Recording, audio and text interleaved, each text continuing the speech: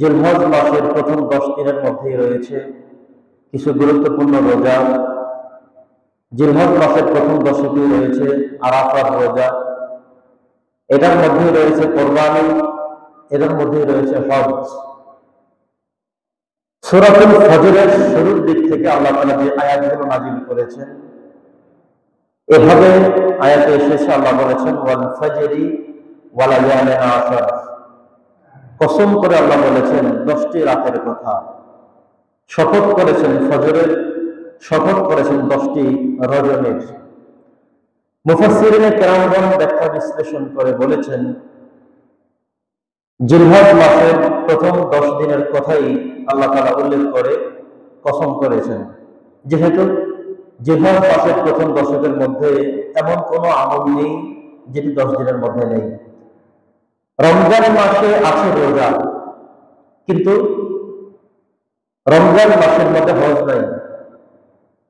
রমজান মাস অত্যন্ত তাৎপর্যপূর্ণ মাস, ঠিক আছে, কিন্তু সেটার মধ্যে কোরবানি নাই।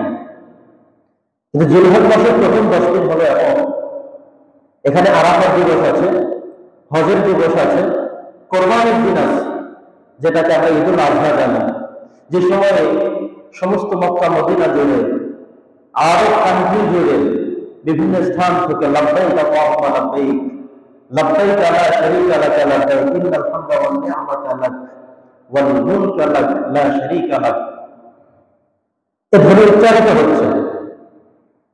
সে সমস্ত পবিত্র জায়গাগুলি থেকে যে ধ্বনি উচ্চারিত হচ্ছে, প্রবাহিত হচ্ছে, ধ্বনিত হচ্ছে, এটি অত্যন্ত বরকতপূর্ণ, যেটি আল্লাহর কাছে প্রিয় কর্মগুলোর মধ্যে, প্রিয় আমলের মধ্যে এটা অত্যন্ত প্রিয় বেশি।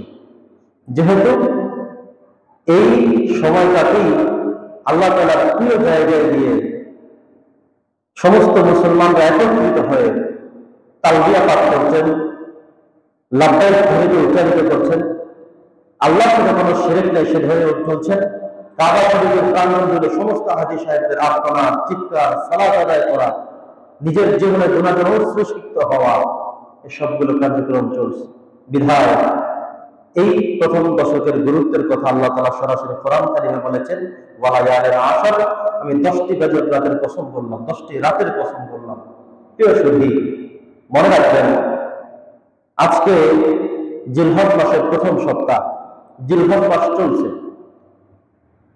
আগামী সপ্তাহের শনিবারে ঈদুল আযহা সংঘটিত হবে। আজকে এই প্রথম জুমায় জিলহজ মাসের আজকে 2 তারিখ চলছে।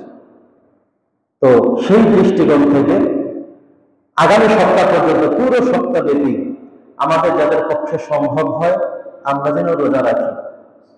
নবীজি জিলহজ মাস আসলেই প্রথম দশক রোজা রাখার মধ্য দিয়ে কাটিয়ে দিতেন, যেহেতু এই দশক অত্যন্ত ফজিলতপূর্ণ, মর্তবাপূর্ণ, মর্যাদাপূর্ণ, গুরুত্বপূর্ণ, তিনি আমল করতেন।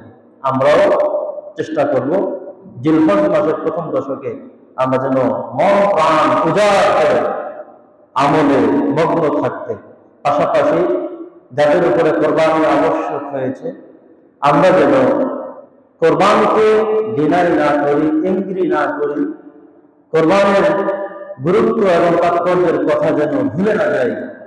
যাদেরকে আল্লাহ তাআলা তৌফিক দিয়েছেন, সামর্থ্যবান করেছেন, আমরা সে মানুষেরা কৃতজ্ঞতা স্বরূপ, শুকরিয়া স্বরূপ এই কোরবানিতে অংশগ্রহণ করা খুব বেশি গুরুত্বপূর্ণ।